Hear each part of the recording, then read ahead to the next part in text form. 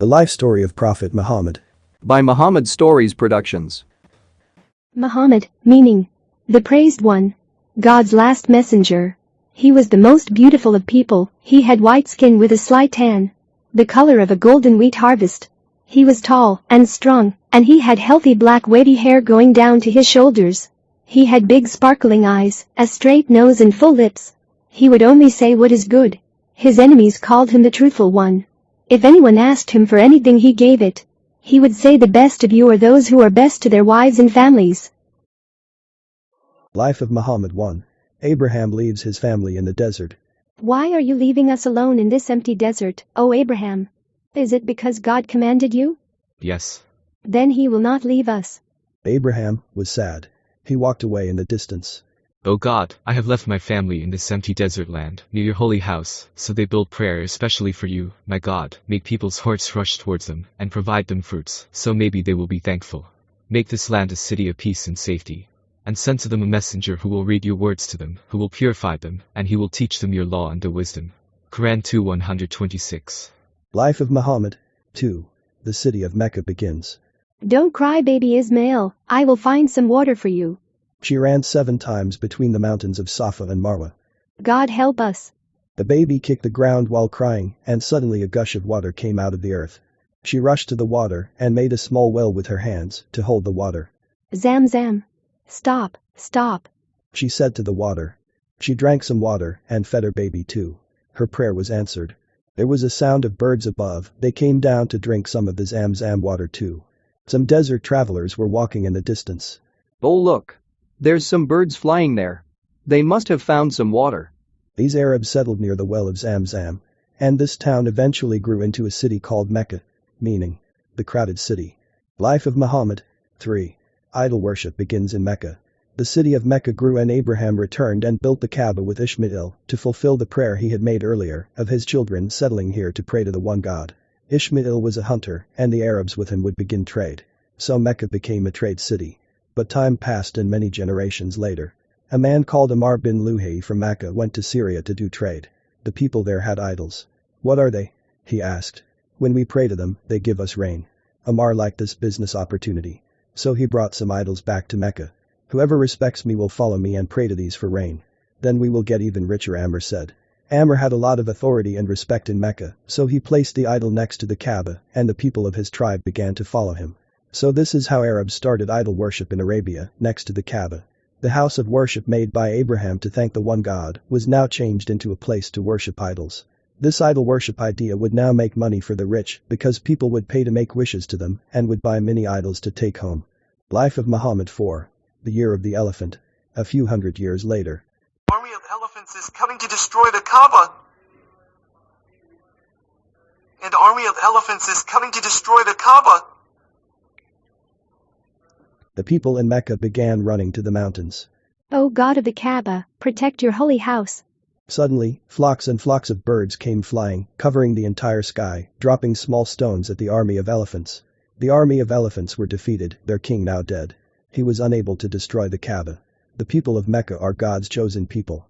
People shouted as they came down the mountains and returned back to the city.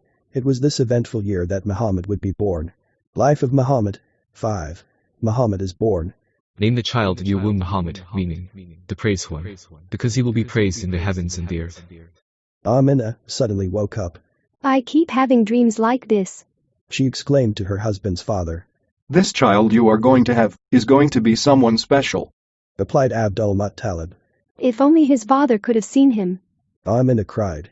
The father of Muhammad had died a few months ago at a business trip in Syria. Muhammad was born in Mecca as an orphan, 500 years after Jesus. Muhammad was from the children of Ishmael, son of Abraham. Amina went to visit her relatives in a city called Yathrib with her son Muhammad. On their way back home to Mecca, his mother Amina got a fever. She became so ill that she too died. Muhammad, now only 6 years old, returned back to Mecca with his mother's servant called Barakah, meaning blessing. He now had no father nor mother. His grandfather Abdul Muttalib, the leader of Mecca, now kept him close. He would only let Muhammad sit next to him near the Kaaba. Muhammad was a strong young boy, and his grandfather had a lot of hope in him being the future leader of the people of Mecca. But his grandfather too soon died when Muhammad was only 10 years old. Abu Talib, the son of Abdul Muttalib, would now look after the orphan boy Muhammad. Muhammad the shepherd. Abu Talib was not a rich man, and 10 years old Muhammad knew this. He felt indebted to his uncle, so he would look after people's sheep for a few coins. He would sit down and see how each sheep was different. Some sheep were calm in character, others were not, some followed the crowd, others were leaders. Some left the crowd of sheep, while others remained. Each sheep was different, just like every human is different. When it was dinner time, Abu Talib, the uncle of Muhammad, would tell his family to wait for Muhammad before they ate food together. Because when Muhammad ate with them, they felt they ate to their full. But when Muhammad was not there, everyone still felt hungry after the food had finished. Muhammad was a blessed child because he brought good with him wherever he would go. Life of Muhammad. 6. Muhammad the teenager. As he became a teenager, Muhammad would start to go on business trips with his uncles. He would watch how people buy and sell. The Arabs' most expensive product which they sold was the leather from their camels. They brought back foods like raisins, nuts, clothes and more animals from neighboring countries like Syria and Yemen. The tribe of Muhammad, the Quraysh tribe, was rich because they earned a lot of money when people visited the Kaaba. With this money they brought more luxuries from abroad which they brought back to Mecca to sell to other Arab tribes. Khadija. When Muhammad was in his early 20s, he became experienced in more trade and his reputation as a businessman increased. A woman from the Quraysh tribe, the same tribe as Muhammad, called Khadija, wanted an honest man to do trade for her. She did not trust a lot of men because they would steal from her money when she sent them to do trade for her. Others would propose marriage to her because she was so beautiful and rich at the same time. She heard about Muhammad, the honest man from Quraysh who was going to travel to Syria to do trade. Maybe she could ask him to work for her. So Khadija sent her servant called Seerah to ask Muhammad to sell her products. Seerah's other job would be to keep a close eye on Muhammad to see if he would be honest or if he would cheat like the other businessmen Khadija had sent before. As Muhammad, Seerah and the business caravan of Quraysh traveled to Syria, Seerah saw something interesting. He saw that a gentle cloud was always in the sky above Muhammad, shading him wherever he went. This amazed Seerah. While the other men were exhausted traveling in the heat of the desert, Muhammad was comfortable and at ease. When they reached the markets in Syria, Seerah watched how Muhammad was honest in his selling and buying. He said. Muhammad sold everything he had. And with that money, he brought more things which he later sold in Mecca. So he got double the profit. The description of Muhammad amazed Khadija. A noble, handsome, and honest businessman who never cheated and was not greedy. This is the type of man she wanted to marry. Khadija told her servant Nafisa to go to the house of Muhammad to ask him if he would be interested in the idea of marriage. What is it that prevents you from getting married? Asked Nafisa. I have nothing in my hands with which I can afford the expenses of a wedding, replied Muhammad. But if that difficulty is removed, and you are invited to marry a beautiful and wealthy lady, of noble birth, who would place you in affluence, would you not desire to have her? And who might that be? Said Muhammad. It is Khadija. But how can I have access to her? I will tell her. The mind of Muhammad, peace be upon him, was made up and he answered. I accept the proposal. Nafisa returned and told Khadija the whole story. When Khadija heard the response, she was so excited.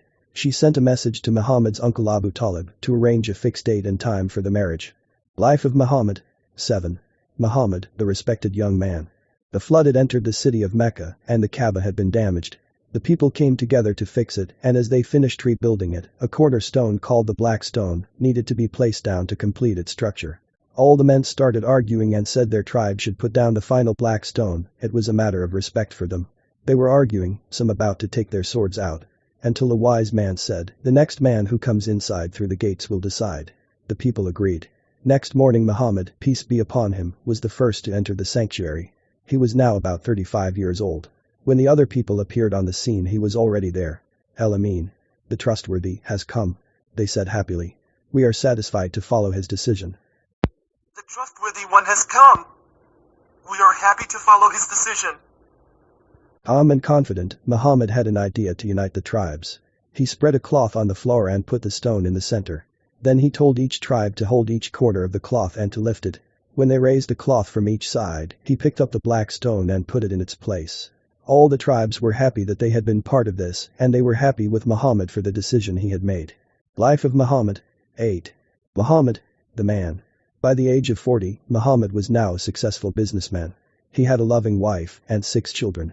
His tribe members loved him and they hoped he would be their future leader because he was respected, eloquent and handsome. But Muhammad lived a modest life and he had higher aspirations. He used to wonder, what is the purpose of life? Muhammad looked around the city of Mecca and he saw a lot of corruption in society. The leaders of his tribe would sell idols which people bowed to and made wishes to, when those idols were made with their own hands. He knew this was a trick by the elite of his tribe to get money from those who didn't know. He knew this was not the religion of his forefather Abraham. He saw how the people in society aborted baby girls, how racism was widespread, and the poor were treated as worthless because they had no money, while the rich ruled with freedom to do whatever they wished. Muhammad took part in charity work and often stood up for the weak in society.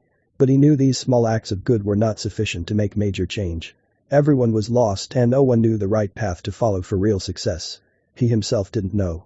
So he separated himself from all this noise and went to a cave called Hira in Mecca. What are we doing in this world? Why are we here? Where are we going? He would meditate here and try to pray like he imagined his forefather Abraham prayed. He prayed to the one God who made everything, wishing for guidance. In the Bible, book of Isaiah 29:12 it is written, "The book will be given to the one who is illiterate, saying, read this. And he will say, I cannot read." Muhammad could not read or write. He was a shepherd in his childhood, then a businessman as he got older, but like most of the Arabs, he never was taught how to read or write. One peaceful night, he was praying to God for guidance in the cave of Hira, when all of a sudden he heard a voice say to him, Iqra, read. Muhammad was shocked, but bravely replied, I cannot read. The voice again said read. He again replied, I cannot read. Then it came close to him and hugged him tightly from his back till he could not breathe. Then the voice said read. With the name of your Maker, who created man from a clot of blood. Read. And your Maker is the most generous. The one who taught man with a pen, taught him what he did not know. Quran chapter 96. Muhammad was shocked. He ran down the mountain. But he saw a huge glowing angel in the sky. I am Gabriel, and you are the messenger of God. I am Gabriel, and you are the messenger of God. Muhammad ran back home and said to his wife Khadija, Put a blanket on me, cover me. I am afraid and fear for myself. Don't be afraid, no harm can come to you. Because you look after the orphan, the poor and the homeless. We will go to my cousin Waraka tomorrow, and he will tell us about this. Waraka was now an old man. He had spent all his youth seeking the awaited last messenger of God. He had studied all the prophecies of the Bible deeply. The next morning, Khadija and Muhammad went to Waraka's house and told him everything that had occurred the previous night. Waraka was amazed. It is the same angel who came to Moses. Waraka said, I wish I could support you when your people will expel you from this city of yours. Muhammad was shocked. They will expel me from this city? He asked. Waraka replied, yes. Muhammad was shocked why his people would expel him from the city of Mecca when he knew they loved and respected him so much. Life of Muhammad. 9. Muhammad the Prophet. Muhammad was now a prophet. A prophet is someone who God gives quick, secret messages to which he has to share with his people. Knowledge which could not be known to humans. From now on, Prophet Muhammad would get messages from an angel who would give him perfect guidance from God. You might wonder, was it really an angel? By studying the message, mission and achievements given to Muhammad, we will find out. O you covered in his blanket, stand up and warn. Purify your clothes. And glorify your Maker. And the idols, abandon them. Quran chapter 74. After being a prophet who God sent messages to, now Muhammad would become a level higher than that. A messenger of God. A messenger of God had the duty of sharing the message of God to his people. The message was to remain pure, to praise God, and to abandon all idols. And the devils did not send this down to you, O Muhammad, it would not suit them, and nor are they able to produce something like it. They have been forced far away from hearing it. So do not pray to anyone other than God, otherwise, you will be from those who are punished. And warn your near relatives. And be humble to those who follow you from the believers. Quran 26:210. Muhammad would now have to share the message with his near relatives who did worship idols. Life of Muhammad. 10. I am God's messenger. Sharing the message publicly. So share publicly with the people what you have been commanded and turn away from the idol worshippers. Quran 15:94. Prophet Muhammad would now have to share the message out loud, in public. He knew the people would not rush to accept it, just like his relatives did not. But it was a duty given to him from God. He had begged God for guidance before. Now he had received it, he could not ignore it. That would be ingratitude to God, which is the essence of disbelief. So Prophet Muhammad climbed the mountain of Safa, the same mountain his great-grandmother Hajar had climbed when seeking water for her baby Ishmael. He called out loud, Wa Sabahi, meaning, an emergency. Come here people. The people near the Kaaba rushed to him, wondering what danger was coming. Prophet Muhammad said to them, If I were to inform you about something, do you trust me? And they said, We know nothing but good from you, you are the son of our brother. Have you ever heard any lie from me? We have heard nothing but good. You are the honest, Al-Amin. And then the Prophet said, if I were to tell you that there is an army coming to attack from behind this mountain, would you believe me? And they said, yes, we never heard you ever say a lie. So God's messenger said, O people, you will certainly die, like you sleep. And you will certainly come to life again on judgment day like you wake. O people, know that I am a warner sent by Allah to proclaim the coming of a severe punishment on the day of judgment unless you turn to Allah and leave your idol worship. O my people, save yourselves from the fire of hell, I will not be able to help you against Allah's punishment. The people stood there, not knowing what to say. Then Abu Lahab, an uncle of God's messenger, replied, May you be cursed, O Muhammad. Is this why you called us here? The people saw that Prophet Muhammad's own uncle turned against him, so they too turned away and went back to their daily businesses. Prophet Muhammad and his small group of followers would now begin sharing the message of purity, praising the one God and avoiding idols with the rest of the people in the streets of Mecca. Life of Muhammad. 11. Say there is no God but Allah, and you will rule the Arabs and the non-Arabs. Muhammad begins the call in the streets of Mecca. A companion of Prophet Muhammad says, I saw the messenger of Allah say, in the early days of Mecca, say there is no God but Allah, and you will be successful. Say there is no God but Allah, and you will rule over the Arabs and the non-Arabs. Allah is the Arabic word for God. Jesus called God Allah in Aramaic, and Moses called God Elohim in Hebrew. Allah is the maker and designer of everything. Allah is the creator of everything, and He is the one who looks after all things. Quran 39:62. Are they staring, waiting for Allah to come and appear to them in the shadows of the clouds, and the angels too? If that happened, Judgment Day would have already begun. And to Allah, to God returns all matters for decision. Quran 2:210. The test of life is. So Allah, God will know who of you aided Allah and His messengers, whilst He is unseen. Quran 57:25. The people who accepted the message were the poor and the weak. And the biggest enemies to the message were the rich and powerful. Those who believed would meet in a small house called Dar al-Arqam. In this house, they would come together and ask each other if Prophet Muhammad had got any new messages from God. The messages of God, called the Quran, meaning the speech which is read out loud, would be shared with each other, memorized and then shared to others in the streets. Allah would send messages of positivity to encourage His messenger and the believers. I promise by the morning glow of the sunlight and by the night when it is still and quiet. Your Lord did not abandon you, and He does not hate you. And what will come later will be better for you than what has happened before. And your Maker will give to you, so you are satisfied. Didn't He find you an orphan, and He gave you shelter? And He found you seeking the truth, and He guided you? And He found you poor and made you rich? So do not ever be harsh with an orphan, and never show anger to a beggar. But the favors of your Maker, tell people about them. Quran chapter 93. The morning sunlight. Life of Muhammad. 12. Accusations. And an offer you can't refuse. Before them, the people of No lied against the message, and those after them did also. Every nation tried to trick their messenger. And they used falsehood to argue against the truth, so I got hold of them. And how severe was my punishment. Quran 45. The elite of Mecca realized that Prophet Muhammad and his followers had started to grow in number, and they spoke out loud against the corruption of the elite. So the rich and powerful had to find a way to stop the spread of the message. They could not argue against the message because it was so eloquent and pure. So they decided the best thing to say was that Muhammad is a crazy madman who thinks God is talking to him, and he is causing trouble in society by trying to be a leader and uniting the poor under him. The elite felt this would discourage people to come close to him to hear the message. And anyone who does listen to him can also be called a crazy fanatic. But these accusations did not stop the followers of Muhammad. They continued to share it with their relatives, friends and society. The believers were growing, but many kept their faith secret out of fear of being labeled crazy or fanatics. Meanwhile, God's messenger Muhammad would speak directly to the elite of Quraysh. He would speak the Quran to them, and they would insult him and make fun of him. But deep down inside, they were amazed by this beautiful type of speech they had never heard of before. However, they were afraid. If they accepted this message, they would have to accept they are equals and brothers to the poor of society. They would have to stop selling idols and stop their extravagant and sinful lifestyles. So they decided to approach Muhammad and give him an offer he could not refuse.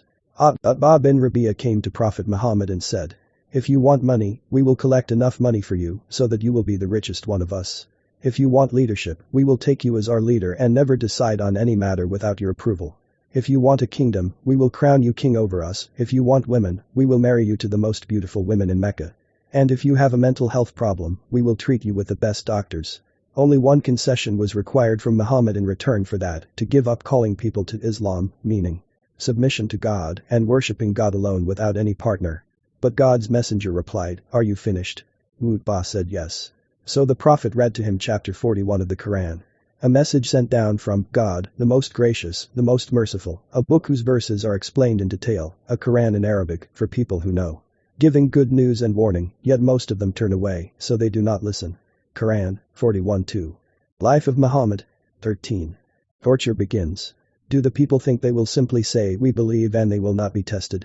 I certainly tested those before them, and I will certainly make known those who are truthful and those who are liars. Do those who do evil think they will race ahead of me? Evil is what they judge. Whoever hopes for the meeting with his maker, then it is really coming. And he is the hearer, all-knower. Quran 29:2. Prophet Muhammad spent his time doing one of two things in Mecca. He was either sharing the message of God to the people, or he was praying to God next to the Kaaba. A man from the elite of Quraysh named Abu Jahl felt angry. Why was Muhammad confident enough to pray here, in front of everyone, in public? One day when Prophet Muhammad was praying, he prostrated to God by putting his forehead on the ground. This act shows total humility and obedience to God.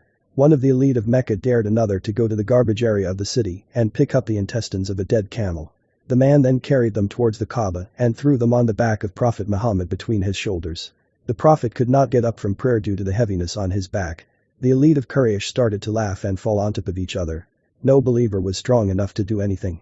So a believer ran to the house of Prophet Muhammad, and the 8-year-old daughter of the Prophet called Fatima came crying and removed the filth from the back of her father. In another time, the Prophet was praying and Abu Jahl got a cloth and tied it around the neck of the Prophet till he was about to choke to death. His friend Abu Bakr came and pulled Abu Jahl away.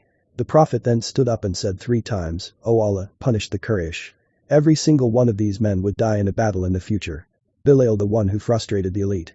Bilal, a black African slave belonging to an elite from Quraysh, was put on the hot desert sand. A boulder was put on his chest. "Where is your God now?" he asked Bilal. "Ahad and Ahad," meaning one and only one, shouted Bilal. Bilal followed Prophet Muhammad. He believed that God's words were true. And he rejected the idols and false gods. So he was tortured by the Quraysh to deter others from following Muhammad. But Bilal would not listen to them. "One God, only one," he would answer. A rope was placed on his neck and he would be dragged across the streets of Mecca and people would laugh at him. The believers were only a few, but they did not know how to stop this evil. Abu Bakr, the best friend of Prophet Muhammad, was a rich businessman who felt saddened by the torture he saw all around him. Abu Bakr said to the Quraysh man that he would pay him many gold coins to buy Bilal. The man accepted the payment out of greed, then Abu Bakr hugged Bilal and told him that he is now free. Many weak followers of Prophet Muhammad were imprisoned, hung on crosses and whipped, tortured and burned, and some even killed.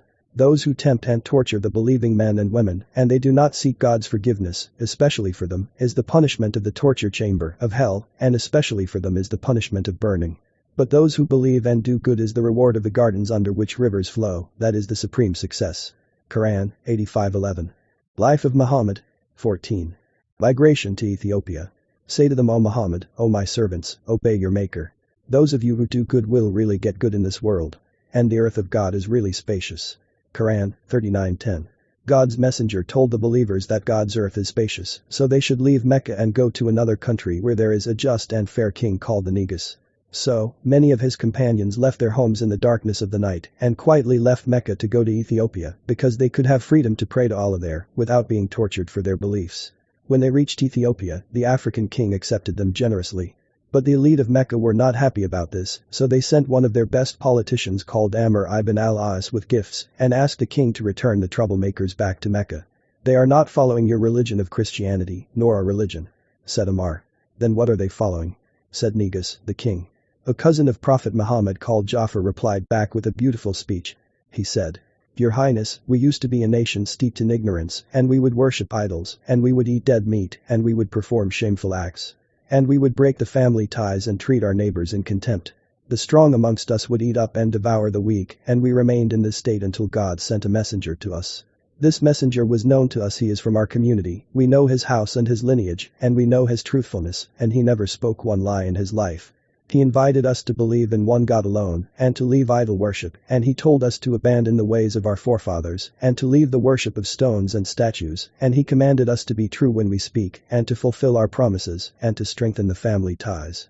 He told us to be good to our neighbors, and he commanded us to avoid all evils. He told us to not spill blood, to give true testimony. He forbade us from eating the property of orphans. He forbade us from accusing others of adultery, and he commanded us to worship Allah, worship God alone, without associating any equals with him. He told us to pray, so we believed in him, and we had faith in him. And we worshipped Allah alone, and we gave up worshipping idols, and we forbade upon ourselves everything that he forbade upon us, and we make permissible all that he allowed for us. But our people opposed us, and they showed hatred towards us, and they tortured us, and they punished us, and they tried to force us back into idol worship, and they were unjust to us, and they made life miserable. And they prevented us from being who we were. So when they did this, we emigrated to your land, and we chose you above all other rulers, and we wished to come under your generosity and hospitality, and we put our trust in you that we would not be shown injustice in your land, O exalted highness. The Negus then asked the Muslims, do you have any message from God? Ja'far said, yes I do, and so Ja'far recited chapter 19 of the Quran called Chapter Mary, the one that talks about the Virgin Mary and Jesus' miraculous birth and how he spoke when he was a baby. Negus began to cry. And he said, I swear by God, this message and the messages of Moses and Jesus have come from the same water fountain. And he said to Amr ibn al-As, go away from me. I will never hand these people to you and don't even think about it. Back in Mecca, God's messenger however was commanded to remain in Mecca, to continue sharing the message to whoever it was destined to reach. Many tribe leaders from other towns would come to Mecca for trade. They would out of curiosity approach Prophet Muhammad and become Muslims, meaning those who submit to God. He told them to share the Quran message with their people. So they would memorize a few chapters from the Quran from God's messenger and go back to their people sharing it with them. Many years later these people would return with their entire tribe being Muslims. However, God's messenger was commanded by God to remain in Mecca because every messenger of God is sent to the most powerful city and its most influential people. However, the elite Quraysh still refused. They said to the Prophet they would become believers if he separated himself from the poor and weak of society. Because it was too embarrassing for them to sit with the poor. However, God said to his Prophet to tell the elite, O my people, I do not ask you for payment for this message, my reward is only with God. And I am not going to push away those who have already believed. They are going to meet their Maker, but I see that you are the ones who are ignorant. Quran 11:29. The Quraysh elite were now frustrated. Prophet Muhammad would not stop spreading this message, he would not accept their bribes or threats, so they ignored him. So God's messenger was allowed to go to the city next to Mecca called Taa'if and share the message with them. Life of Muhammad 15. Inviting the three chiefs in. Taa'if. The elite Quraysh of Mecca had rejected him, so Muhammad God's messenger set off to the next major city called Taa'if. The tribe in Taa'if was rivals to the elite of Mecca. 3 brothers ruled it, and God's messenger invited them to serve the one God and accept the messages of Islam. But all 3 rejected in the most sarcastic ways. One said, if God has sent you as a prophet, I might as well tear down the curtains of the Kaaba, in remorse. The second said, has Allah not found anyone better than you? The third said, I cannot speak to you, because if you really are a prophet, then you are too holy for me. And if you are a liar, then you are too beneath my dignity that I respond to you. So all 3 of them mocked him, so the prophet left. As he left, the leaders sent the children and slaves to throw stones on the messenger of God. The distance was a half-an-hour walk. His legs were bleeding, and his sandals were stuck to his feet by his blood. And he was saying, O God, forgive them, because they don't know. He reached a garden and sat down to rest. Some people from his tribe of Quraysh owned this garden, and they felt sorry that the people of Taa'if had done this to him. So they sent one of their servants called Adis to give him some grapes. So the prophet accepted the gift of grapes and said, Bismillah, with the name of Allah, and began eating. Adis was shocked and said, what is this phrase? This is not the phrase of the local Arabs. And so the prophet said, this is something my Lord has taught me. And where are you from, O Adis? Adis said, I am from Nineveh. So the prophet smiled and said, Yunus bin Matta, meaning Prophet Jonah the son of Matthew. Adis was shocked and said, how did you know Jonah the son of Matthew? Nobody in this whole land has ever heard of him at all. The prophet said, how do I not know Jonah? He is my brother, and I am his brother. We are both prophets of God. And so Adis instantly began kissing the feet of the prophet as the Christians did out of respect like they did with their elders and priests. And he believed in the prophet right then and there. The 2 men of Quraysh stood in shock, so when Adis came back they said to him, why are you kissing his hands and feet? Adis said, O my masters, there is no one on earth better than him, since he is a prophet as he told me things only a prophet could know. The men said, O Adis, he has bewitched you, as your religion is better than his. But Adis ignored them and remained a true believer all his life. On the way back to Mecca, an angel came to Prophet Muhammad and said that he could crush the people of Taa'if between 2 mountains for harming God's messenger.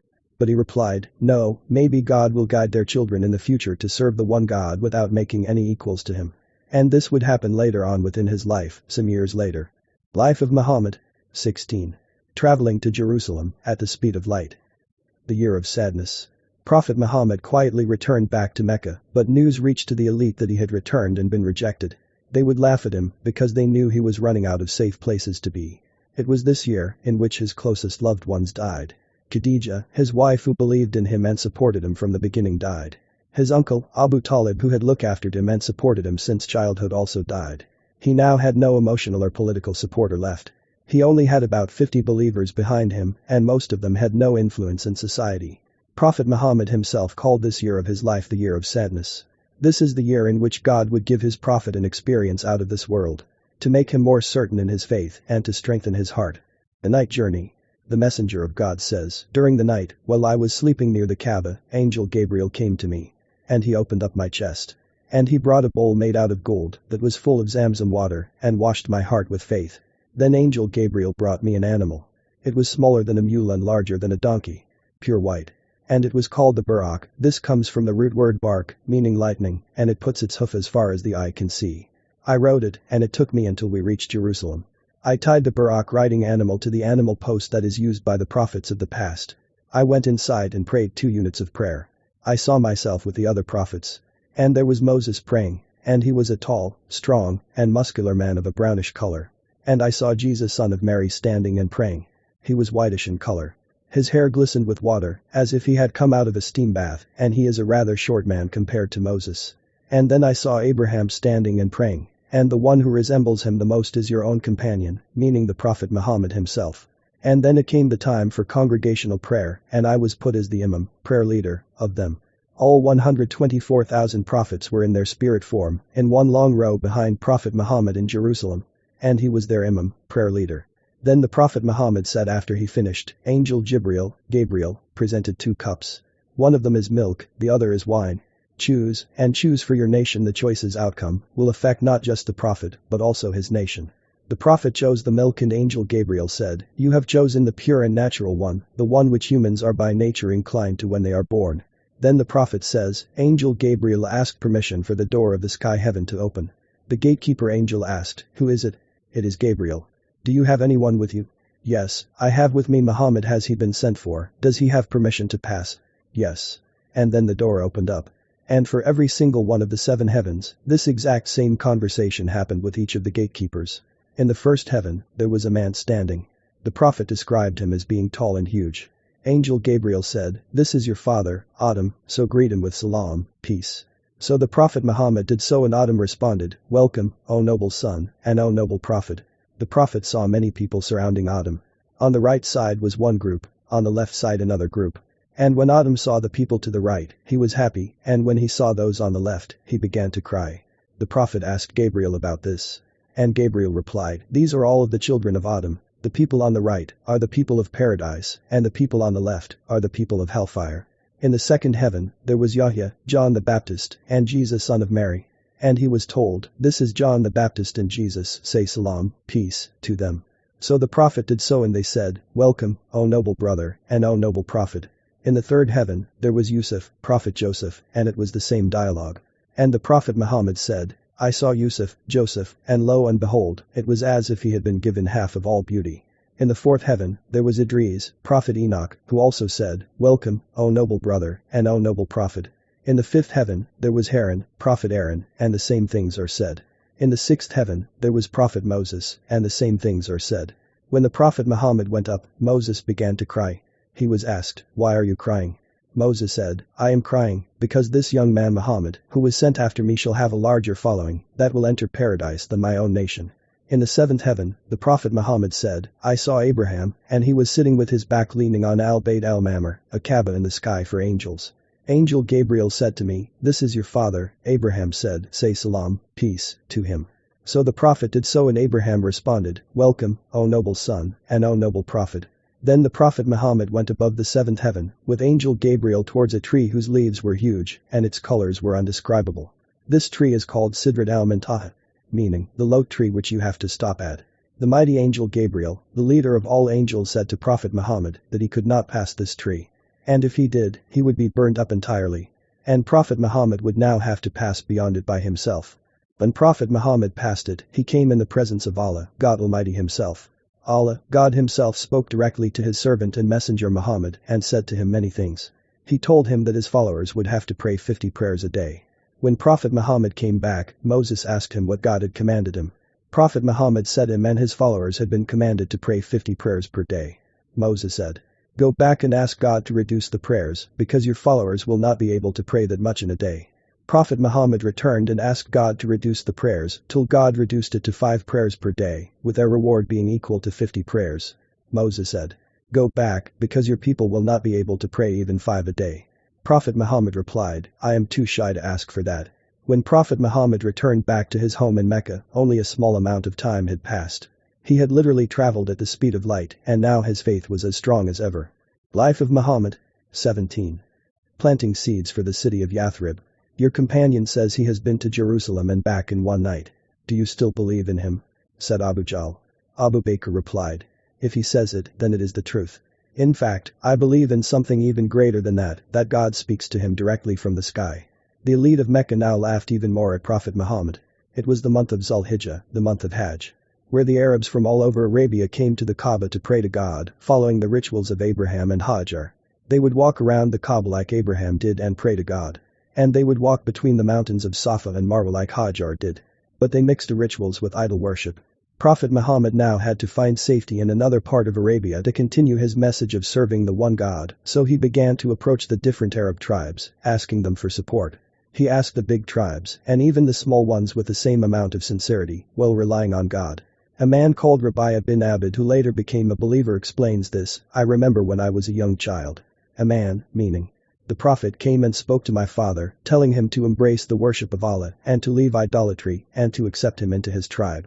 I also saw an elderly man standing behind him, wearing a cloak, having 2 ponytails.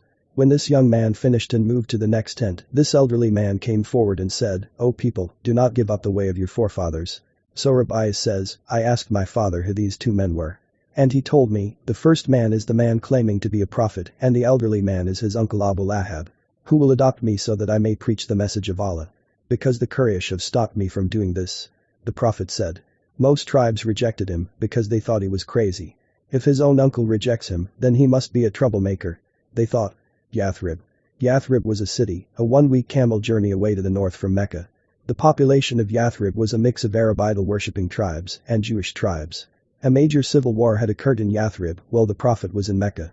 Many tribe elders had died, and the young people wanted a leader to unite the fighting tribes and give them purpose in life.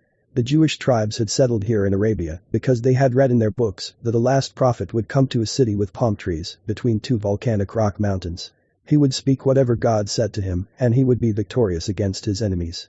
The Arab tribes in Yathrib were bigger in number, and they had more sons. Whenever they showed anger to the Jewish tribes, the Jews replied that they would soon be supported by a prophet of God who would destroy them. This threat made these Arab tribes feel inferior and afraid. If only they had support from such a promised messenger of God, they felt. The tribes of Yathrib come to Mecca for the Hajj pilgrimage. "Who are you?" asked the Prophet. He had come with his close friend Abu Bakr. They were only 6 people sitting. One man said, "We are from the Khazraj tribe." So the Prophet asked, "Which Khazraj? Are you the neighbors of the Jews from Yathrib?" They said, "Yes." And then the Prophet said, "May I speak with you?" They said, "Yes." So the Prophet sat down and explained to them the teachings of Islam. He recited some Quran, explained to them about serving the one God of Abraham, and warned them against idol worship. All with the same passion, sincerity, and zeal as if he was speaking to one of the massive tribes, even though they were just 6 people without a tent. The Khazraj people consisted of farmers because the people of Yathrib were a farming and agricultural society who harvested date fruits. The Prophet was relying on God, giving a message to a few people who seemed insignificant. But some thoughts came into the minds of these men.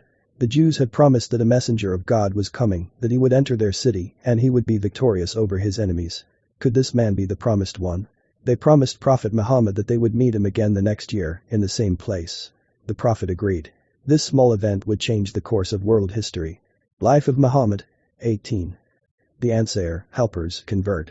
And if you turn away, God will replace you with another people. And they will not be like you. Quran 47:38. Now it was the 11th year since God's messenger, Muhammad, had called his people to serve the one God. The 6 men had returned back to Yathrib and started to discuss the message with their families and friends. Many people became interested and some decided to become Muslims. The next year, they sent a message to the Prophet, "We are coming for Hajj with 12 people, all of whom have converted." This was amazing as this was the largest group of people outside of Mecca to convert since the beginning of the Prophet's call. Never had 12 people converted from any group outside of Mecca. So in the 11th year of the prophetic call, 10 people from the Khazraj tribe and 2 people from the Aus tribe of Medina came together, ignoring their tribal differences, and they met with the Prophet in the plains of the Kaaba in Mecca. They pledged loyalty to the Prophet by putting their hands in his hand and making a promise. Ubadah bin Samit said, "And we promise to worship Allah, God alone, and not fornicate, steal, or kill our children. We will not live immoral and unrighteous lives. And we will obey the Prophet in all good matters." The Prophet said, "Whoever fulfills this oath, his reward will be with Allah, God. Whoever falls short and repents, God will forgive you." When these 12 converted to Islam, the Prophet chose a man from his tribe of Quraysh who had become Muslim, called Mus'ab bin Umar, to go back with them to teach them the Quran and prayer. Within a few weeks of Mus'ab reaching Yathrib, 40 people had converted to Islam. The numbers of believers in Yathrib was now growing. The spread of the message was so rapid that soon every household in Yathrib had at least one member who was a Muslim. All this while God's messenger and the believers still lived in Mecca in fear. The tribe leaders of Medina accept Islam. The leader of the Aus tribe was angry with Mus'ab's presence in Yathrib. "Why have you come to our land? To brainwash those of us who don't have strong intellect? To take our women and children away from our ways? To convert them to the ways of this new prophet of yours? Go back to where you came from if you value your life." Mus'ab responded with a calmness and confidence that only faith allows. He said, "Why don't you sit and listen to what I have to say? If you agree, that's good. If not, I will go." The leader of the Aus tribe found this to be a very reasonable request, so he sat down and listened to Mus'ab recite chapter 43 of the Quran. It was only after listening to the basic teachings, his heart opened up to Islam. He said, "What you have said makes complete sense to me. How does one embrace your faith?" After the leader of the Aus tribe became Muslim, the rest of the tribe followed him. So a huge amount of Medina, about 300 people, now became Muslims. The reason why so much could convert in Yathrib easily was due to less persecution and young open-minded people willing to accept a new message for positive change. These people promised that they would support God's messenger. So the next year, 75 of these believers would meet Prophet Muhammad in Mecca during the Hajj season, in secret. Ab bin Malik said, "When we went for Hajj, we hid our Islam from our pagan relatives. And we all agreed to meet at a particular place, the valley behind the Kaaba, in the last third of the night. And we snuck out of our tents at night time, one by one, so as not to arouse suspicion, among our elders, to meet with the Prophet. And we waited for him. And eventually he came with his uncle Abbas, even though Abbas was still upon the religion of his people. The Prophet praised God and then said, 'I shall give you the allegiance in return that you shall protect me like you protect one of your own.' A man from Yathrib called Bariah said, 'We are experienced in the arts of war. This is an easy condition. We will protect you, no one will touch you. Bring forward your hand, and we will give you the allegiance.' But another man said, 'O Messenger of God, we have alliances with the Jews in Medina which we know will have to be broken. Once you come over to our side and then God gives us victory, will you then leave us and go back to your people?' The Prophet replied, 'No. My blood is your blood, and my destruction is your destruction.' Meaning, we're gonna live together, we're gonna die together. They said, 'O Messenger of God, what is the phrase of the allegiance we should give to you?' The Prophet replied, 'You must give loyalty that you hear and you obey in times of difficulty and ease, and that you spend of your money in the way of God, and that you command the good and forbid the evil, and that you speak the truth no matter what the consequences, and that you help me once I come to Yathrib just like you help your own family.' Once he said this, a voice shouted out from amongst them, 'And what shall we get in return?' And the Prophet Muhammad said the one word they wanted to hear. He said, 'Jannah,' meaning, the gardens of paradise. Paradise will be yours. That's all they wanted to hear. And they all stood up and came forward to give their allegiance to God's messenger. God's messenger and the believers now had a new safe city to emigrate to. These people who promised to help them would be called the Ansaar, meaning, the helpers. Suddenly, everyone heard a loud scream of a devil in the distance. He shouted, "O people sleeping in the tents, do you not know that a group of rebels have gathered together with a man, Muhammad, who left your religion?" The Prophet said, "This is a Satan jinn called Azab bin Yuzab, the leader of the devils of this valley of Aqaba. I promise by God, O enemy of God, I will deal with you." So the young Ansar, helpers, rushed back to their tents before their elders found out about where they had just been. Life of Muhammad. 19. The escape. Muhammad, the most wanted man in Arabia. Begins. After the treaty with the Ansaar helpers of Yathrib, the Prophet made an announcement to the Muslims of Mecca. He said, "God has shown me the land you shall emigrate to. It is a land of date palms between two volcanic mountains." This was the exact description of Yathrib. With this permission, many believers started to secretly leave Mecca by night and travel to Medina individually or in pairs. They could not go publicly, otherwise the elite of Quraysh would stop them and imprison them. Some believers went by themselves, leaving their wives and children in Mecca. They hoped to bring them to Medina in the future when tensions had calmed.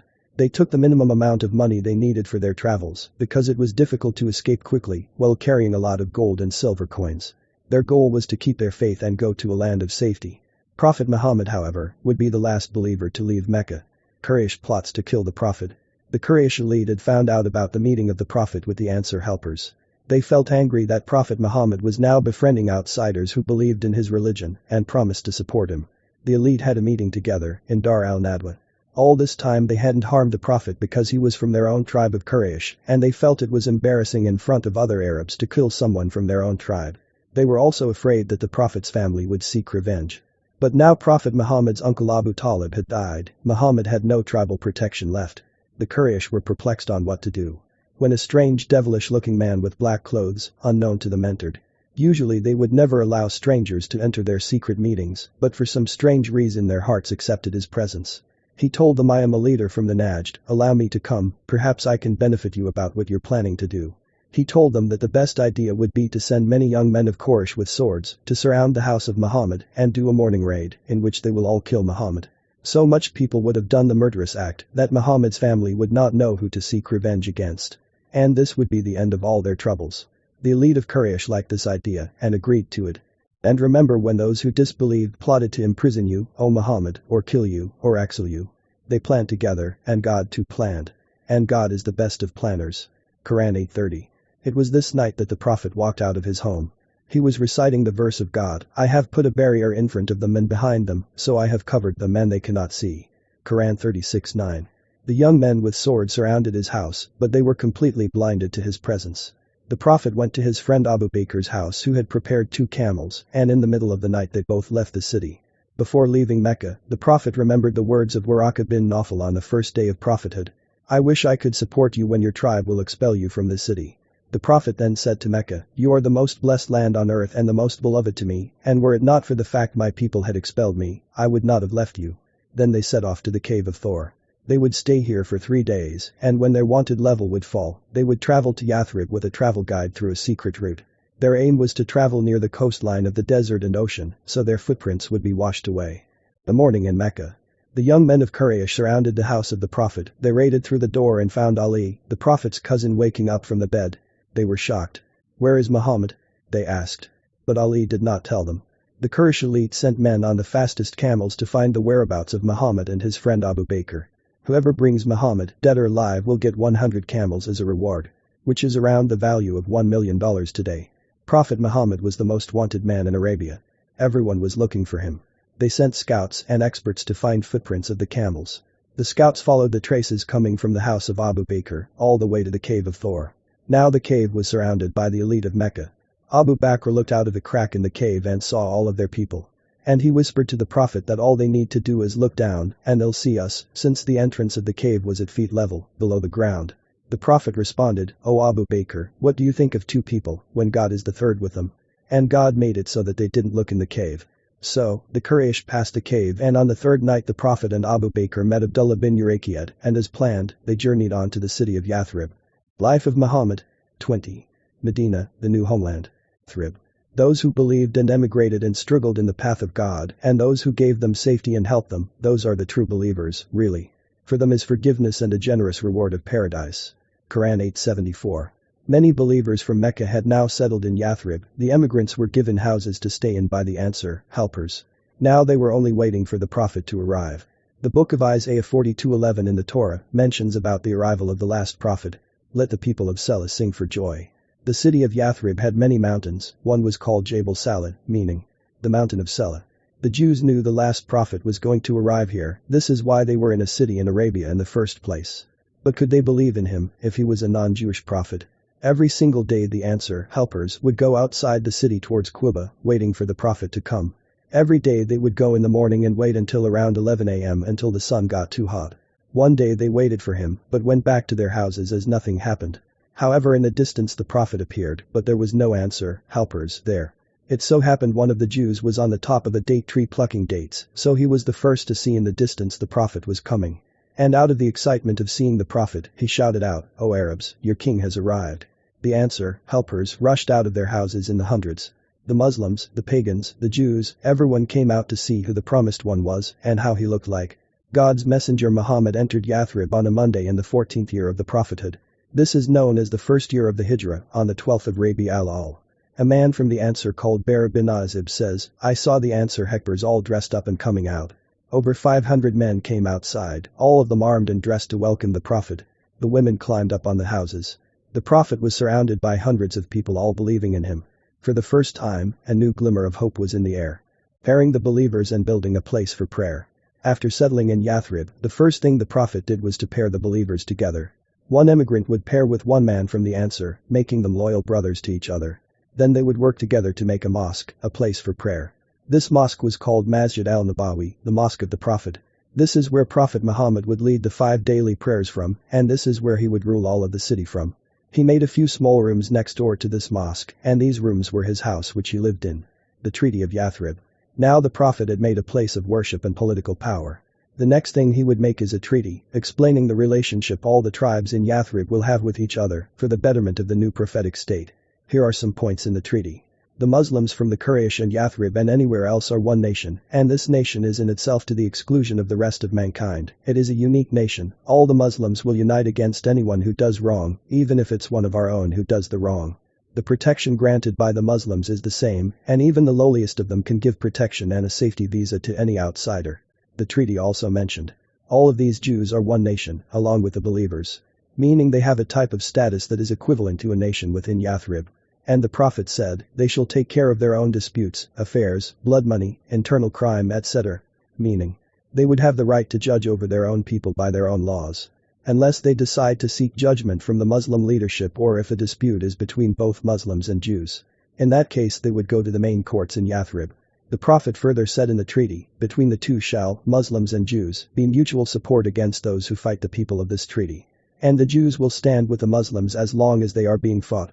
Meaning, whichever Jewish tribe signs this treaty, they are agreeing to be loyal and on the side of the prophet during any conflict against outsider enemies. Another clause is that if any Jew wishes to convert to Islam, he shall be helped and protected, and nobody can harm him.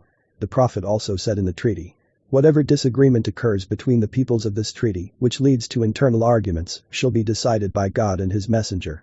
This means if there is a conflict between any two parties, the prophet himself will decide the final decision, like the Supreme Court. Changing the name of Yathrib to Medina and Tiba. Yathrib meant the land which is sick. People would say that when you enter Yathrib you get sick with a fever. The prophet did not like negativity and belief in superstition and bad luck, so he told the people not to call it Yathrib again, but to call it Medina tun Nabi, the city of the prophet. He also called it Tiba, the pure city. And he prayed to God for the diseases from the city to go away. Within the first year of the prophet's emigration, the ill and divided city of Yathrib had transformed into Medina. A pure city, with unity between the different tribes, a new central place for leadership and prayer from the prophetic mosque, a loyal brotherhood based on true faith between the emigrants and the Ansaar, helper, tribes. Life of Muhammad. 21. The day the two big armies met. Battle of Badr. Second year after emigration. Permission to fight has been given to those who are being fought because they were wronged. And indeed, Allah is able to give them victory. Those who have been evicted from their homes without right only because they say, our Lord is Allah, God. Quran 22:39. By now, the Quraysh elite had kept the houses and wealth of the Muslims who had fled to Medina. But they knew the Prophet would return to Mecca in the future. And so, they were planning of ways to stop the Prophet from becoming a strong player in the Arabian Peninsula. They had friends in Medina who gave them updates on the Prophet's activities. The Prophet also had spies in Mecca. Mecca and Medina were at war, and both sides knew it. His uncle Abbas would update him what the Quraysh was deciding in their secret meetings. The preemptive strike. Before the Quraysh could do anything, the Prophet himself decided to do a preemptive strike on the Quraysh. He would take back the wealth the Quraysh stole from the believers in Mecca by attacking Quraysh's trading routes. The Battle of al-Ashara. The first significant expedition even though no blood was shed was the Battle of al-Ashara. The Prophet took around 300 companions to attack the mother of all Quraysh caravans. This is the yearly caravan that Quraysh sent up to Syria. The same caravan Prophet Muhammad would trade in when he was just 25 years old. The caravan had to travel past northern Medina to get to Syria. It contained a lot of wealth, it had in it at least 80 camels, holding 75% of the wealth of Mecca. Anyone who had money would invest in this caravan. The leader of the caravan from Mecca was Abu Sufyan. The Prophet and his small army chased the caravan, but they missed it. Because one of Abu Sufyan's scouts had seen the army approaching from afar. So Abu Sufyan went on to another secret route. He sent an emergency message to the Quraysh leaders that Muhammad and his men were coming to attack their caravan. This made the Quraysh elite furious, and they prepared an army of 1,000 men to face the Prophet's army in a major battle called the Battle of Badr. Battle of Badr. The Quraysh set off with 1,000 men to a place called Badr. The Prophet heard of this, and he took his 300 lightly armed men there too. He did not back down because he knew this was destined for him. The two armies faced each other. The Quraysh soldiers were reluctant because they knew they would be facing their own tribe people, the Muslims from Quraysh in battle. The believers however knew it was a battle of faith. The Prophet said to his followers, "Race to the forgiveness of your Maker, and a garden of paradise which is as wide as the universe and earth, promised to those who believe in God and his messengers." Quran 57:21. The believers rushed to the Quraysh and fought fiercely against them. They killed all the elite leaders of Quraysh who had tortured God's messenger and the believers in Mecca. Most of Quraysh began to drop their armor and weapons and fled back to Mecca. Others were taken as prisoners. And the believers returned back to Medina with a huge morale boost. No one could believe that a small army of Muhammad had won the most powerful tribe in Arabia. This boosted the respect of Prophet Muhammad in the sight of the Arabs. He was now a major player to be contended with in Arabia. The Prophet did not boast about his victory. He praised God, and he knew this was not the end. Quraysh would return again the next year. The Battle of Uhud, third year after emigration. Quraysh had now lost its entire elite leadership. The people who would torture the believers had all been destroyed. Abu Sufyan was now the new leader of Mecca. The Quraysh wanted to regain its lost respect. So this time Abu Sufyan prepared 3,000 men who would march towards Medina. Prophet Muhammad was informed of this and prepared 1,000 men. Abu Sufyan wanted to destroy the pure city of Medina. So the Prophet set off with his men to a mountain near Medina called the Mountain of Uhud. He placed 50 archers on this mountain and told them to never move from it, even if birds come down to eat the dead bodies of Muslims. He then lined the rest of the army in lines, like a conventional army. The Quraysh came running to the Prophet's army in big numbers. The Prophet said, "O Allah, God, we put you in front of us, and we seek your protection from their evil." The Prophet himself rushed into the heat of battle. Ali, the cousin of the Prophet, was a brave man. He said, "We would hide behind the Prophet in the intense moments of battle." The believers repelled every attack of the Quraysh, but they gained many martyrs too. The Prophet promised that the martyr would go to paradise directly because he gave up his own life seeking the pleasure of God. So God will please him in return. A companion of Prophet Muhammad said, "When we fought them at Uhud they turned and fled. Until I saw with my own eyes the legs of the women running up the mountains, and I can see their ankle bracelets." Meaning, they were lifting their skirts above their ankles to run up the mountain. Even though the Muslims would never harm the Quraysh's women in battle. The men of Quraysh were dropping their weapons and fleeing. The women of Quraysh were also fleeing. The twist of fate. Some believers started to pick up the weapons dropped by Quraysh. It was a culture at that time for warriors to keep whatever wealth they collected in battle.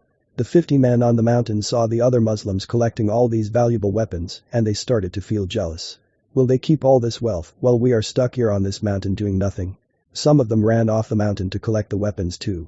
Others remained because the messenger of God commanded them to stay on the mountain until he himself told them to come down. The Prophet himself was involved in the battle, so much chaos was going on, and he had to decide yet what to do, but the archers already had started running off the mountain. These archers were in the most strategic positioning within the battle, and now they were running away from it, without permission. A horseman from the Quraysh called Khalid bin al-Walid had 50 skilled horsemen behind him and was watching the chaos unfold. He saw his tribe of Quraysh fleeing, but he remained where he was. Suddenly he noticed the mountain of Uhud becoming empty from the skilled archers. This was his perfect opportunity. He raced ahead to the mountain and killed the remaining 10 archers, then he told the fleeing Quraysh army to come back to battle. They could win now. The Quraysh then returned back and re-attacked the Muslims. The believers were scattered everywhere, and even the Prophet was attacked. His face was cut and he lost a tooth. He fell into a ditch. Someone shouted, "Muhammad has died." The believers were shocked. Some fled, others sat down, not knowing what to do, and others said, "We will die for the same thing God's messenger died." They kept fighting till they too were martyred. When Prophet Muhammad woke up, his companions took him to a mountain and they took cover there. The Quraysh felt satisfied that they had got their revenge, so they did not climb the mountain to finish the believers off. It would be too difficult for them to battle on a mountain. So instead, Abu Sufyan said, "Is Muhammad alive?" The believers replied, "Yes." Abu Sufyan said, "This battle is a payback for our previous battle. We are now equal." Omar, a companion of Prophet Muhammad, replied, "No, our dead are in paradise, and your dead are in a fire." Life of Muhammad. 22. The Battle of the Trench and the Unseen Soldiers. Fifth year after emigration.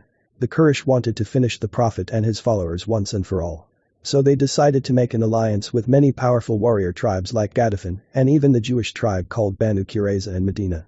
Their plan was to surround Medina from all sides and to do an all-out attack. Abu Sufyan for the first time in Arab history united many tribes and collected 10,000 men to surround Medina, which only had 3,000 men. God's messenger was informed of these plans, so he asked his companions what they thought should be done. A man called Salman the Persian had become a believer and emigrated to Medina. He told the Prophet that in Persia, they make huge trenches to stop a big army from coming into a city.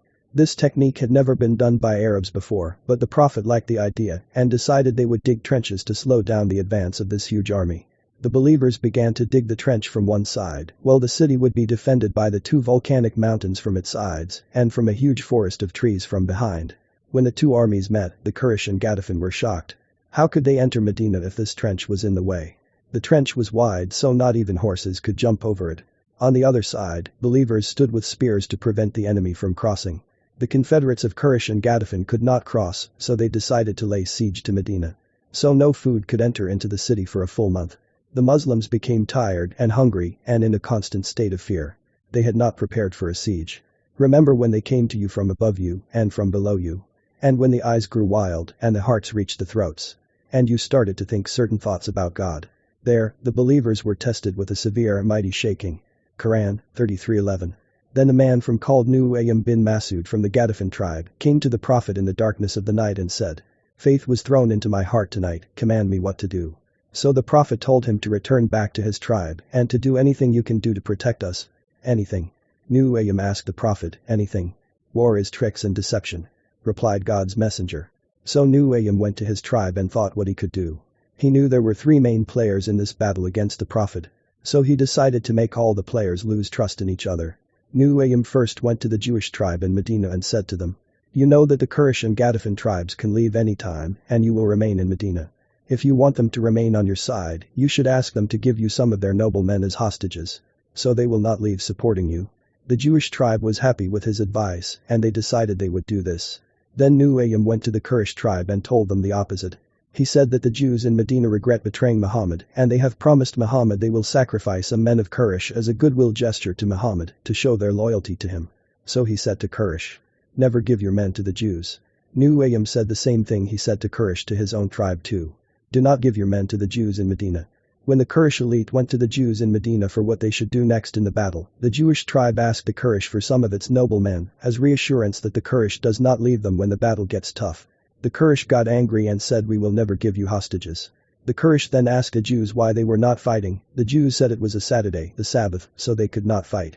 This made the Quraysh and Ghatafan extremely frustrated. The night was cold and a strong wind kept blowing the food and cooking pots of the tribes away. Their fires would shut off repeatedly. And their tents would blow away. They could not enter into Medina due to the trenches. And their unity was divided. Abu Sufyan was extremely frustrated. "Whoever wants to leave, they can do so, because I am leaving." His tribe left with him back to Mecca. The Ghatafan also left. And the Jewish tribe would have a bad fate for their treachery. "O you who believe, remember God's favor on you. When there came to you huge armies, so I sent a cold wind and an army which you could not see. And Allah, God has always been watching what you do." Quran 33:9. After this battle, the Prophet said to his companions, "After today, they will not raid us. But rather, we will raid them." Life of Muhammad. 23. The 10-year peace treaty of Hudaybiyah. One day, the Prophet told his companions, "I had a vision that I have gone to the Kaaba and I am performing the pilgrimage there." His companions were extremely happy and they all prepared to go to Mecca with the Prophet. They were still in a state of war with the Quraysh, but the Prophet was going to Mecca peacefully to visit the Kaaba built by their father Abraham.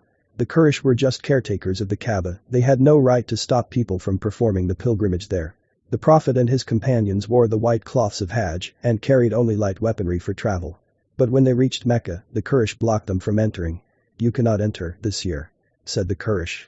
A man from Quraysh called Suhail bin Amr said, "You can only come here next year after we make a peace contract."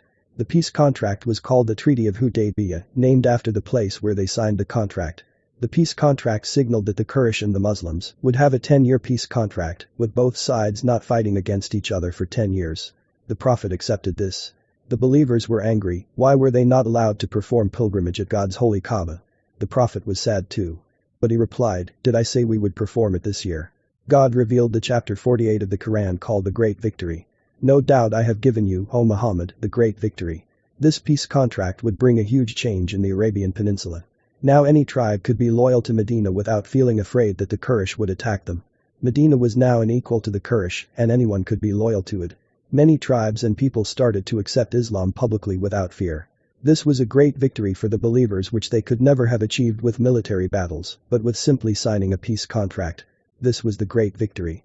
The contract stated that whoever wanted to be loyal to Medina could do so. And whoever wanted to be loyal to Mecca could do so. No one is permitted to attack the allies of the other.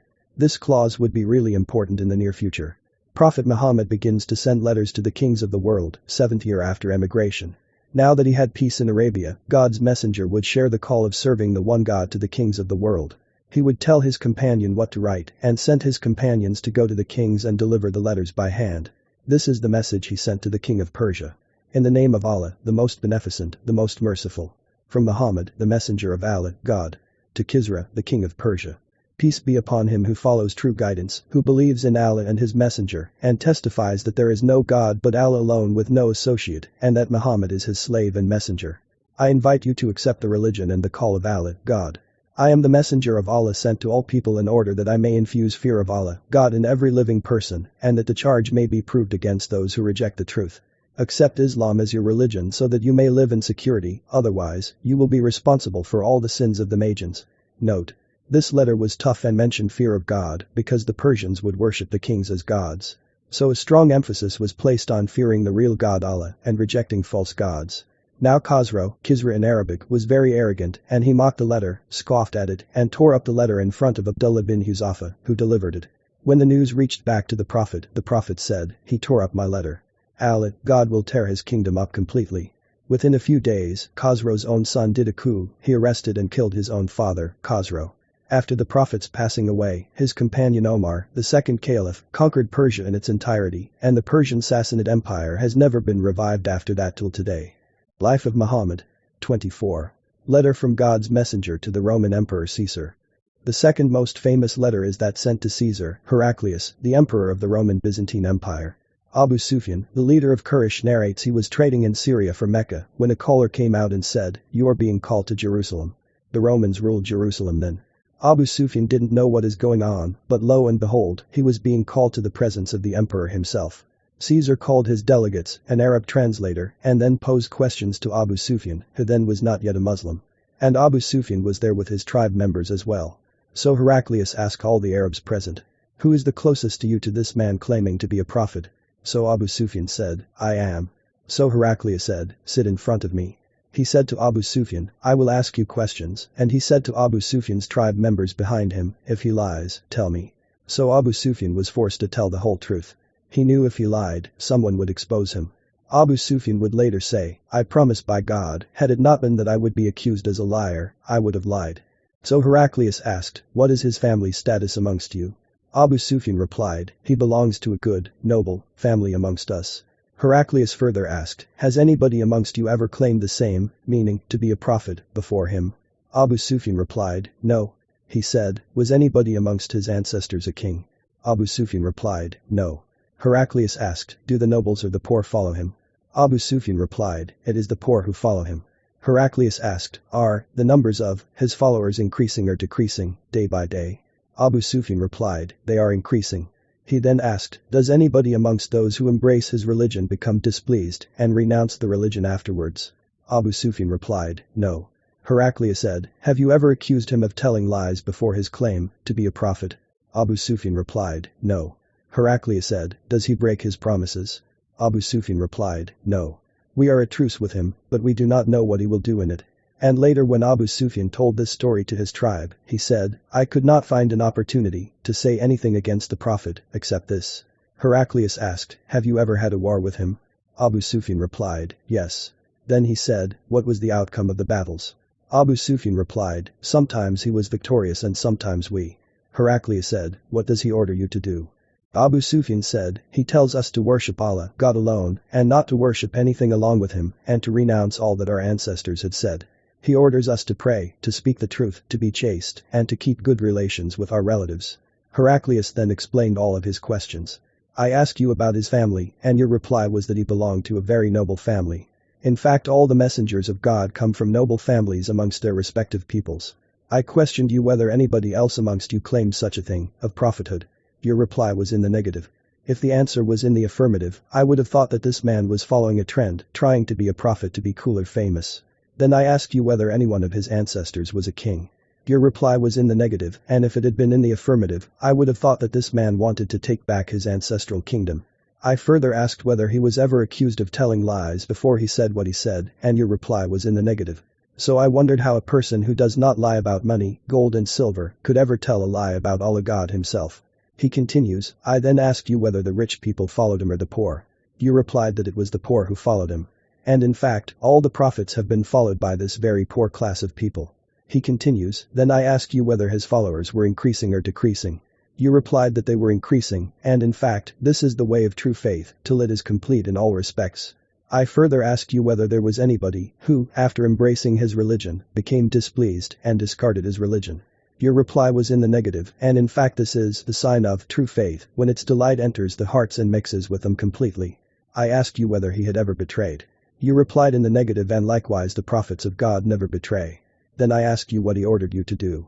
You replied that he ordered you to worship Allah, God alone, and not to worship anything along with him, and forbade you to worship idols, and ordered you to pray, to speak the truth, and to be chaste. If what you have said is true, he will very soon occupy this place underneath my feet, meaning Jerusalem, and I knew, from the scriptures, that the last prophet was going to appear, but I did not know that he would be from you, Arabs. If I could reach him, definitely I would go to meet him, and if I were with him, I would certainly wash his feet. Heraclius then asked for the letter of God's messenger to be passed to him. A companion of Prophet Muhammad called Dihya al-Kalbi had just delivered it. In the name of God, the Beneficent, the Merciful. From Muhammad son of Abdullah to Heraclius the Great of the Romans. Peace be upon him, he who follows the right path. Furthermore, I invite you to submit your will to God. Submit your will to God as a Muslim and you will be safe, and God will double your reward, and if you reject, you bear the sins of the peasants and the Christians. Abu Sufyan then went back to his tribesmen and said, the issue of Muhammad has become so prominent that even the king of the blonde-haired people, meaning Romans, is afraid of him. Then I started to become sure that he, meaning Prophet Muhammad, would be the conqueror in the near future. In fact, 5 years after the death of Prophet Muhammad, his companion Omar, who was the second caliph, had captured Jerusalem from the Roman Empire. Life of Muhammad. 25. The Quraysh break the Hudaybiyah peace treaty. The Hudaybiyah peace treaty between Mecca and Medina stated that any tribe could ally to Quraysh or Muhammad, and there would be peace between all of them, the cities and their allies. This meant that even if an ally of Quraysh harmed an ally of Muhammad, the peace treaty would be broken. And this is exactly what happened. 2 tribes had made a peace contract with Medina and Mecca. A tribe called Banu Bakr had made a covenant with the Quraysh. A tribe called Qusayah had made a covenant with Prophet Muhammad. Both these tribes lived near Mecca. Banu Bakr were mainly pagans, and the Qusayah were mainly Muslims. Both these tribes had a hatred to each other and had blood feuds for hundreds of years. Some years ago, a man from Qusayah had killed someone from Banu Bakr. The Banu Bakr were seeking revenge, but they could not because the peace treaty was already made, so Banu Bakr were forced to swallow their rage. This was not easy for them, because the Hudaybiyah peace contract was not something they chose, and it was not in their favor. So the Banu Bakr decided to get revenge on Qusayah secretly anyway. But they knew they had a treaty. So they sent their noblemen to the Quraysh and said, look, we want revenge, but we've agreed to the treaty, can you give us permission for just one raid? If we steal any camels as booty, we will give you a share. Some elite of Quraysh like Suhail bin Amr and Safwan bin Umayyah agreed out of greed and even gave their ally Banu Bakr weapons. One of them said, don't worry, as long as you attack in the middle of the night, how will Muhammad find out? So the Quraysh knowingly accepted and approved and supported Banu Bakr with weapons. By doing this for quick money, the Quraysh were breaking the covenant. So in the middle of the night, armed with physical weapons, the Banu Bakr surprise attacked the Qusayah at a small pond called Al-Watir. Banu Bakr expected that everyone would be asleep, that they would steal camels and kill a few people and then go back. But the entire operation failed. Someone noised the alarm, all the men got up, the women and children started screaming, everyone was awake, and the two tribes began fighting each other. And a mini massacre ensued. Typically in these raids, maybe one person is wounded, or maybe one person dies. But 20 people including women and children were killed. The Banu Bakr had a hit list of the men they wanted to kill from Qusayah. One of these men of Qusayah fled and ran towards the Kaaba in Mecca. The man ran towards the Kaaba and said, "Oh man, I am near the sanctuary of the Kaaba, fear your God, fear your God." And the man from the Banu Bakr said, "There is no God today." And he went near the Kaaba and killed the Qusay man. This was not part of Banu Bakr or Quraysh's plan. But this would expose their treachery to all the tribes of Arabia who had come to Mecca to visit the Kaaba. Immediately the chief of the Qusayah tribe sent 40 men with an emergency letter to the Prophet in Medina. The letter was a call for help. The chief of Qusayah was called Amr bin Salam al-Qusayyi, and he recited a beautiful one-page long poem. And in it he mentioned how him and the Prophet have a common ancestor, so the Prophet should support him against the treacherous Banu Bakr and treacherous Quraysh. The man said to the Prophet, "They killed us while we were bowing and prostrating, we tried to seek shelter, but they still killed us." The Prophet listened to him quietly. Then replied to him, "You will be helped." Now that the peace covenant was broken by the Quraysh themselves, the Prophet would prepare an army of 10,000 men who would march towards Mecca and cleanse it from the corruption of Quraysh and the filth of idols. Life of Muhammad. 26. The return to Mecca. 10 years after emigration. Certainly, you will enter the holy mosque in Mecca, if Allah wills, secure and safe. Quran 48:27. 10 years ago, Prophet Muhammad was leaving Mecca, sad and alone. Now he was returning with 10,000 strong men. In the Old Testament, Songs of Solomon 5:10, it mentions Muhammad by name, that he is the beloved of Prophet Solomon, and that he is the chief of 10,000 men. The Prophet went on his camel, and as he approached the city of Mecca, Abu Sufyan and the Prophet's uncle Abbas saw him from the distance. "The kingdom of your nephew has become great," said Abu Sufyan. Abbas said, "This is not kingdom, rather it is prophethood." Abu Sufyan, who had waged many wars against the Prophet, went with Abbas and asked for forgiveness. Abbas told Abu Sufyan should become Muslim because that will erase all his past evil deeds. So Abu Sufyan accepted Islam by saying to the Prophet, "I believe there is no God but Allah and Muhammad is his servant and messenger." Then Abu Sufyan said, "What shall I tell my people in Mecca?" The Prophet told him to say, "Whoever goes to the house of Abu Sufyan, he is safe, whoever goes in his own house, he is safe, and whoever goes near the Kaaba mosque, he is safe." So Abu Sufyan rushed back to Mecca and told them this. The people of Mecca felt a bit at ease because they did not know what Prophet Muhammad would do to them after 20 years of torture. When the Prophet entered into Mecca, he bowed his head down on the neck of his camel, thanking Allah, God, for this great victory. When he entered the Kaaba, he and his companions broke the idols surrounding it. He then stood next to its door and asked the people, "What do you think I am going to do to you all?" The people replied, "You are our brother, the son of our brother," meaning, "We are your relatives, please don't harm us, do not punish us, do not enslave us, even though we did that to you and your followers." The Prophet replied, "Go. You are all free. May Allah forgive you all." This kindness and love made all of the people become Muslim and his strongest supporters. God's messenger, Muhammad, would give the most powerful speech in the city of Mecca during the Hajj pilgrimage in front of 100,000 people. The final sermon of God's messenger, Muhammad. After praising and thanking Allah, he said, "O people, lend me an attentive ear, for I know not whether after this year I shall ever be amongst you again. Therefore listen to what I am saying to you very carefully and take these words to those who could not be present here today. O people, just as you regard this month, this day, this city as sacred, so regard the life and property of every Muslim as a sacred trust. Return the goods entrusted to you to their rightful owners. Hurt no one so that no one may hurt you. Remember that you will indeed meet your Lord and that he will indeed count your deeds. Allah, God is forbidding you to take usury, interest, in your business transactions, therefore all interest obligation shall from now be waived.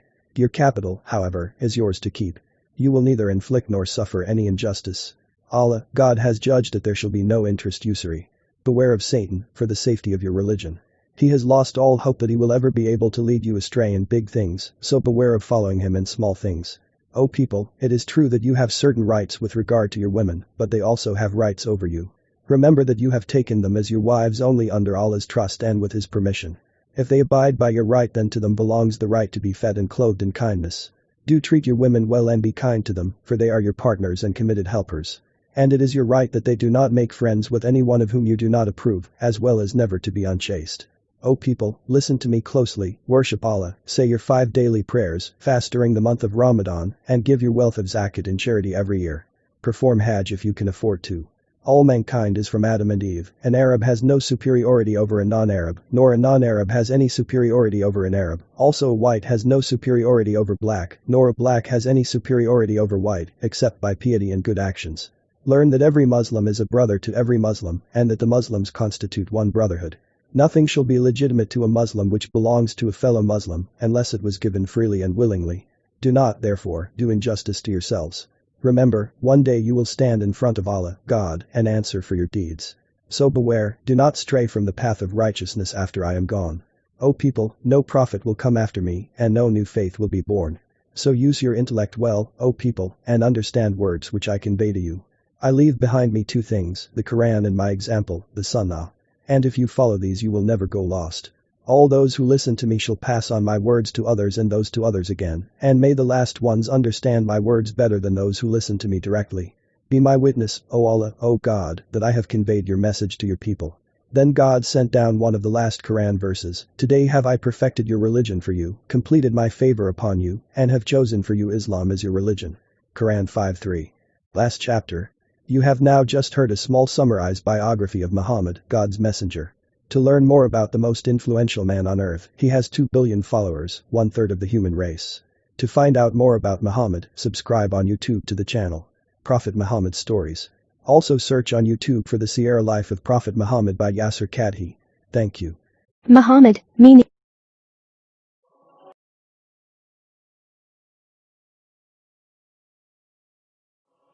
he always looked at people and smiled and made them feel joyful. He never made people feel depressed. He laughed at things that they laughed at.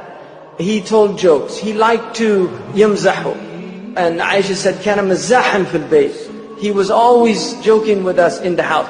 قال النبي صلى الله عليه وسلم قالوا أمزح ولا أقول إلا الحق. I joke but I never tell a lie in my jokes. Always I speak the truth. A man came to me, he said, Ya Rasulullah, أعرني جملك. Let me borrow a camel. He said, أعطيك ولد ناقة. I'll give you a baby of a she camel. He said, what would that benefit me, a baby of a she? Because he wanted to ride it. He said, doesn't every camel, isn't that a baby of a she camel? Sallallahu alayhi wa sallam. And then another time, a woman, Ajuz, came up to him and said, Ya Rasulullah, أأدخل الجنة? Am I going to go to paradise? He said, لا تدخلن الجنة عجوز. Old women don't go to paradise. And she became so upset. And then he laughed and said, ستدخلين شابة. You're going to go in young and youthful. And then she was